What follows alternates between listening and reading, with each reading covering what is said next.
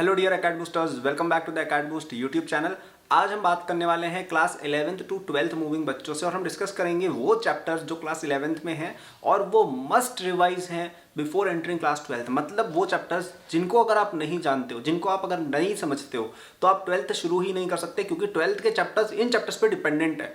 तो अगर आप एक ऐसा स्टूडेंट हो जिसने अभी तक ज़्यादा पढ़ाई नहीं करी है, तो इन चैप्टर्स को सबसे पहले करना है, क्योंकि इससे आपकी 12th बहुत स्मूथ हो जाएगी और बाय जैसे जैसे आपकी 12th चलती जाएगी ना, आप इन बाकी चैप्टर्स को कवर कर सकते हो। तो एंड तक देखना, सब कुछ क्लियर कर दूंगा। एक अनाउंसमेंट की आज है 1st ऑफ मार्च, ओके, और कल है 2nd of March, and 2nd of March is the last day to get our JEE 2023 ultimate course at a 50% discounted rate. तो अगर आप अभी तक हमारे साथ नहीं जुड़े हो, 8000 से ज्यादा बच्चे अकेडमी को ट्रस्ट कर चुके हैं अपनी स्टडीज के साथ, तो आपके पास एक आखिरी मौका है।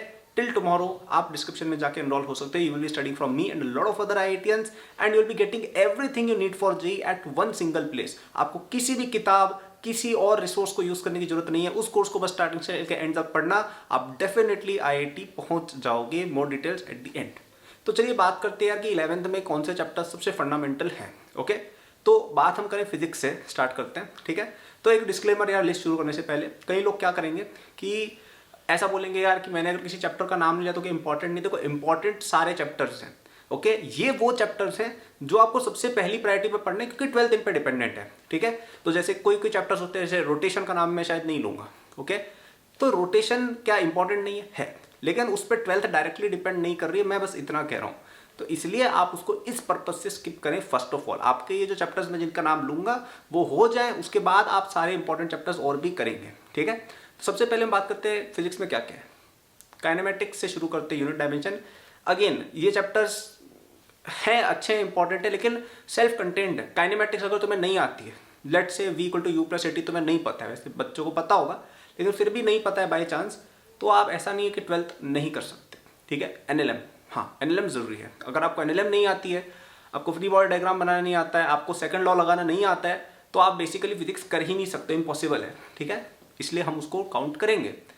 वर्क पर energy I would say yes, क्योंकि आगे जब आप इलेक्ट्रोस्टैटिक्स वगैरह पढ़ोगे, है ना, मैग्नेटिक फील्ड वगैरह के बारे में भी जब आप पढ़ोगे, या और भी ओवरऑल चीज़ें हम पढ़ेंगे, कई जगहों पर एनर्जी की बातें आती हैं, ठीक है। कहीं पे एनर्जी कंजर्व होती है, कहीं पे नहीं भी होती है, ठीक है। अलग अलग केसेस है, 12th में पढ़ोगे, तो वहाँ पे आपको पोटेंशियल एनर्जी वगैरह की समझ होनी कई बार जरूरी है। Again it is not as important as let's say NLM, but it is important. तो ये दो चैप्टर मैं कहूँगा। Gravitation again other important chapter, क्योंकि आपका जो इलेक्ट्रोस्टैटिक्स है वो आपका same to same copy paste होता है ग्रेविटेशन का। अब कुछ कोचिंग्स में ग्रेविटेशन को इलेक्ट्रोस्टैटिक्स के बाद पढ़ाया जाता है, तो ऐसे केस में this point doesn't apply to you.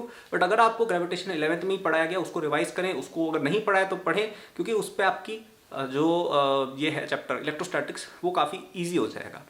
फिर आता है अपना रोटेशन वगैरह हो गए, centre of mass, again very important chapters, I will not lie. लेकिन क्या आपको रोटेशन नहीं आता है, आपको नहीं पता कि मोमेंट ऑफ इनर्शिया क्या होता है, तो भी आप इलेक्ट्रोस्टैटिक्स भी पढ़ सकते हो, इलेक्ट्रिसिटी भी पढ़ सकते हो, मैग्नेटिज्म भी पढ़ सकते हो। तो इसलिए ठीक है, आई वुड नॉट से it is the crucial chapter जो आपको 11th में रिवाइज करनी है। दोनों ही चैप्टर्स हटा सकते हो, ठीक है।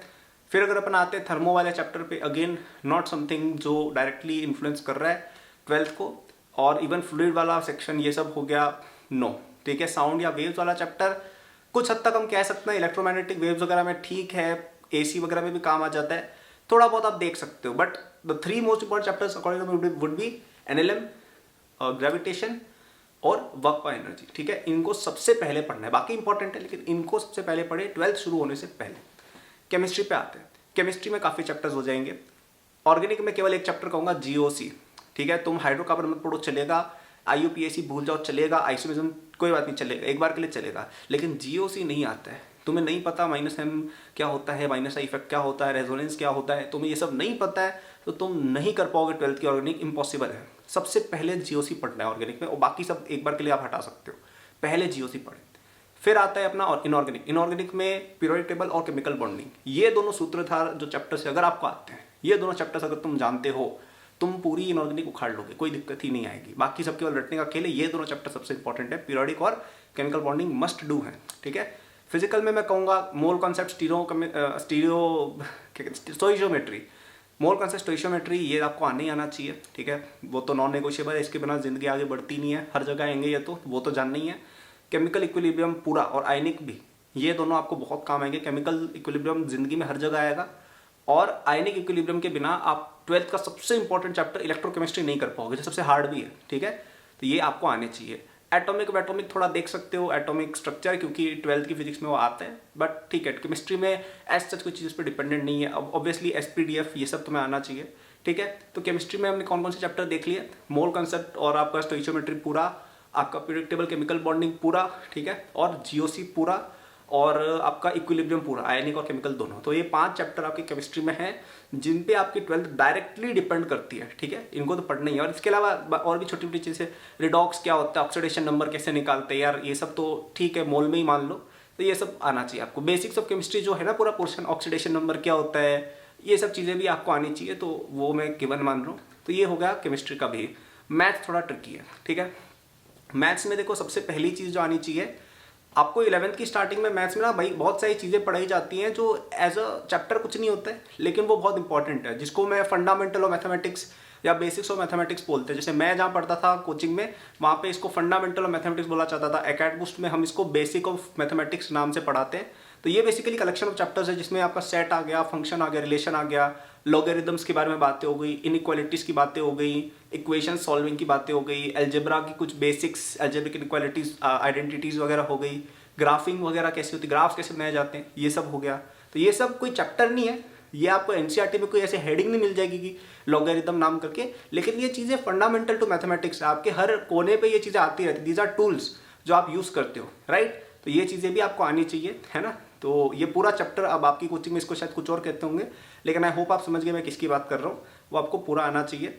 नेक्स्ट अपन बात करें तो अलजेब्रा में, अलजेब्रा के जो बेसिक्स हैं, जैसे क्वाड्रेटिक इक्वेशन देखो जिंदगी में हर जगह आ जाती है, क्वाड्रेटिक सॉल्व करना आना चाहिए, ठीक है। आपकी AP GP क्या होती है, ये भी हर जगह जिंदगी में आता रहता है, तो वो आना चाहिए, ठीक है। लेकिन अलजेब्रा के अंदर जो डेप्थ की चीज़ें हैं, जैसे बाइनोमियल थ्योरम है, बाइनोमियल अगर आपको नहीं भी आता है, लेट से आपने जिंदगी में कभी बाइनोमियल का नाम नहीं सुना, तब भी आप कैलकुलस कर सकते हो, तब भी आप आगे कॉनिक कर सकते हो। तो ये एक फंडामेंटल चैप्टर नहीं हुआ। PNC प्रोबेबिलिटी भी अगर आपको नहीं आता, आप कैलकुलस कर सकते हो, 12th का बिल्कुल कर सकते हो, कोई दिक्कत नहीं है।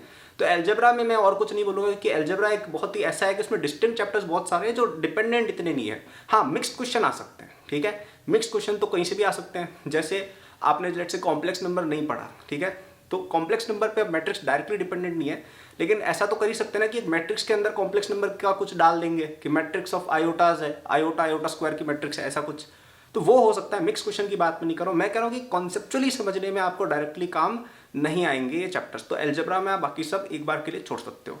कॉनिक सेक्शंस और स्ट्रेट लाइन 11th का पूरा आपको समझना है, क्योंकि स्ट्रेट लाइन अगर नहीं आता है, स्ट्रेट लाइन में क्या, स्ट्रेट लाइन के अलावा भी कई सारी फंडामेंटल चीज़ें आप समझते हो कोऑर्डिनेट रिलेटेड, तो अगर आपको वो नहीं आता है तो आपका कॉनिक भी डूबेगा, आपका 3D भी डूबेगा, आपका वेक्टर्स भी डूबेगा। तो स्ट्रेट लाइन आना चाहिए ऑब्वियसली।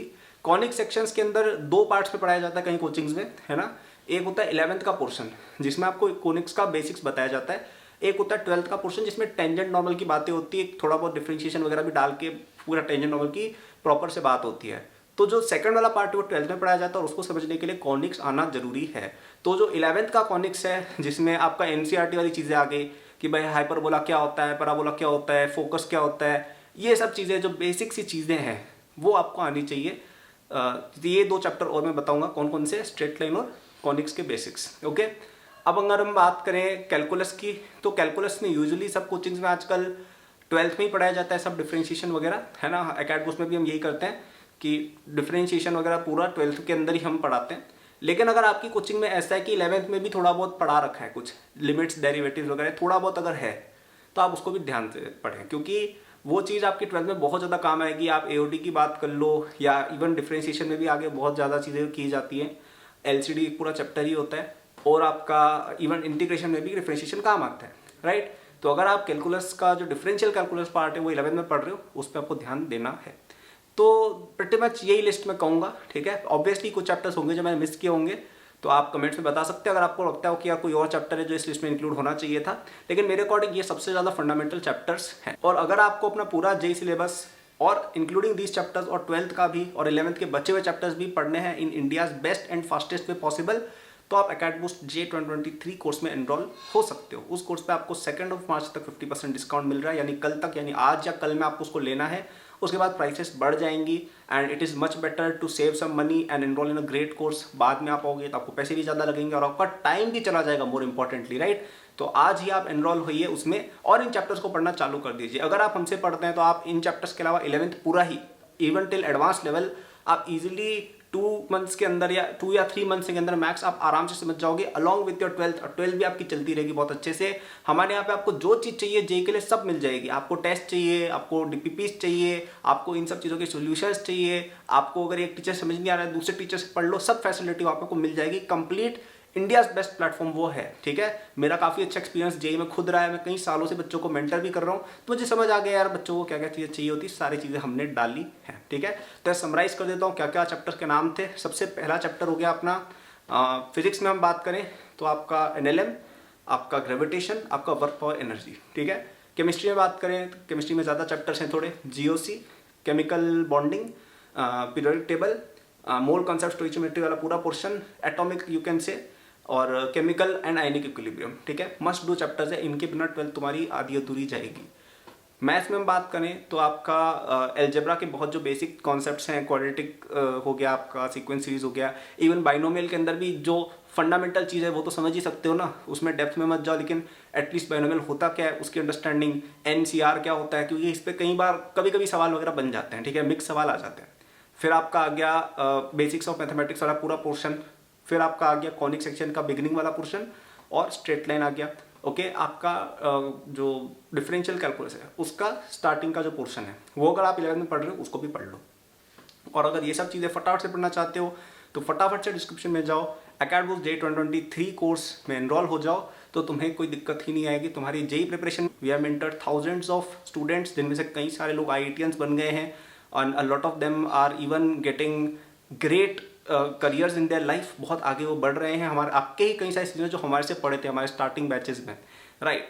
तो you can be one of them, you can be one of those IITians, है ना, specially if you study from अस, ठीक है। तो यार चलो लाइक करना वीडियो को, सब्सक्राइब करना चाहो तो if you like this video, and many more videos to come. जब तक आप IIT नहीं पहुंचे तब तक इस चैनल पे वीडियोस आती रहेंगी। So don't forget to subscribe and press the bell notifications, and if you want to study from us, link is also given in description. Bye.